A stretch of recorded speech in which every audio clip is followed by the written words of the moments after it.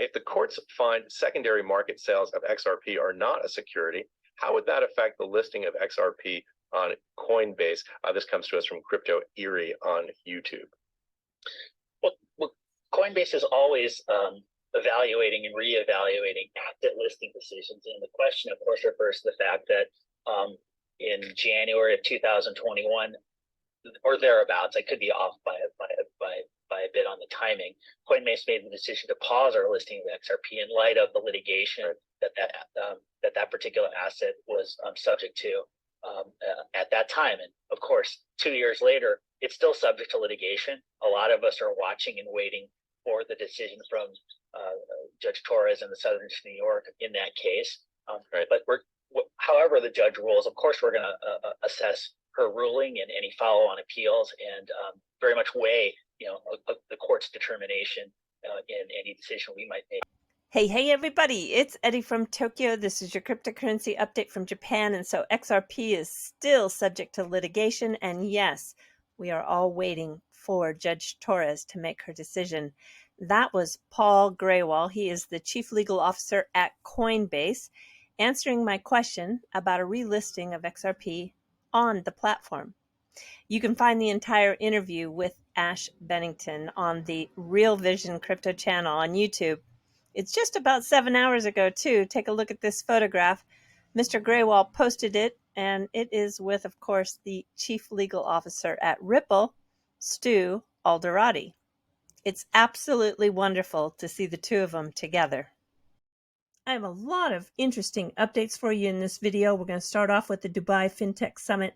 It's going to happen in just a couple of days. Central bank governors and 5,000 C-suite executives, including Ripple's Brad Garlinghouse, Naveen Gupta, and I'm very interested in hearing what Stacey Warden has to say from Algorand. They're going to talk about payments, Web3, ESG, policymaking, DeFi. Tickets are reasonable for 120 plus speakers on 3 stages at the very beautiful 5-star hotel Madinat, private beach, and a mini city for only $699. Oh, I wish I was there. They have a YouTube channel, so I'll be keeping my eye on that and share with you some of the key moments. From our standpoint, I would just say this. It's essential that the debt ceiling be raised in a timely way so that the U.S. government can pay all of its bills when they're due. A failure to do that would be unprecedented. We'd be in uncharted territory, and the consequences to the U.S. economy would be highly uncertain and could be quite averse. So I'll just leave it there. We don't give advice to either side. We just would point out that it's very important that this be done. And the other point I'll make about that, though, is that no one should assume that the Fed can protect the economy from the potential, short and long-term effects of a failure to pay our bills on time. It would be so uncertain that it's just as important that we never get to a place where we're actually talking about or even having a situation where the U.S. government's not paying its bills. That portion of Jerome Powell's statement today didn't leave me with a lot of confidence. Being in the uncharted territory with their wielding the sledgehammer, I think you're going to see that snowman on the right that represents the failures thus far with the signature bank, Silicon Valley Bank, and First Republic, puts things into perspective when you see the size of banks. Yes, there were many that failed between 2008 and 2012, Washington Mutual being the largest at that time. But look at the size that has failed so far in 2023. And I think that snowman that you see building is going to rise much higher. This is the biggest technological advancement since, is this another industrial revolution? What is this? How should people think of it? I think it's comparable in scale with the Industrial Revolution or electricity. Electricity, or maybe the wheel. Or maybe the wheel. Yeah. That was Jeffrey Everest Hinton, a computer scientist who is considered the grandfather of AI. He's most noted for his work on artificial neural networks. Much of his time from 2013 to 2023 was working for Google Brain. He just left. He left on May 1st, And then he gave an interview to the New York Times where he is citing his concerns about the risks of AI. Yeah, it's a little bit concerning. Well, maybe a lot concerning because the changes are coming faster than he thought. He worries mostly about the deliberate misuse of AI by bad actors. He's a great-great-grandson of Mary Everest Boole, who was born in 1832.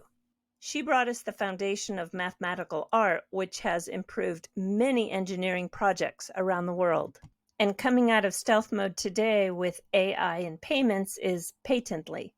They are orchestrating their smart routing with AI. It's very interesting. What you do is use their platform, which is through an API.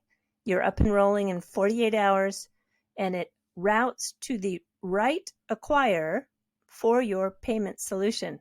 Already they have MasterCard, PayPal, Google Pay, many of the payment providers using their platform.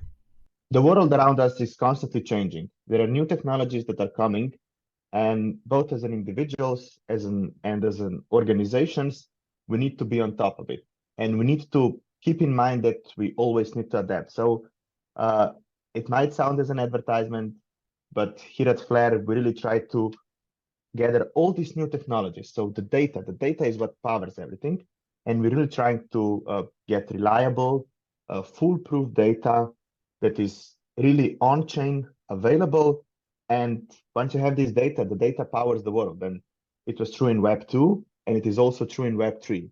There was a big announcement today with Flare Networks and their Google Cloud with an API that is connected to many chains, including XRP Ledger and Dogecoin.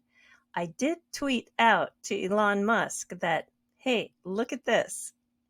There's a growing demand of managing data, and this is a fully hosted, managed, and supported solution. The first person I spoke with this morning was Quincy, and yes, we're going to continue our conversation tomorrow morning.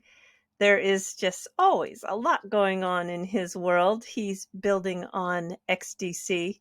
I'm always impressed with the amount of work that he's doing and his vision, and I look forward to bringing you that. I've been talking to a lot of builders and developers in the space and still working hard on bringing you those dev talks. All right, everybody, until then, have a peek at the moon, because here from Tokyo right now, it is so beautiful. It must be full. It is just gorgeous. All right, do take care. Sayonara for now. Bye-bye.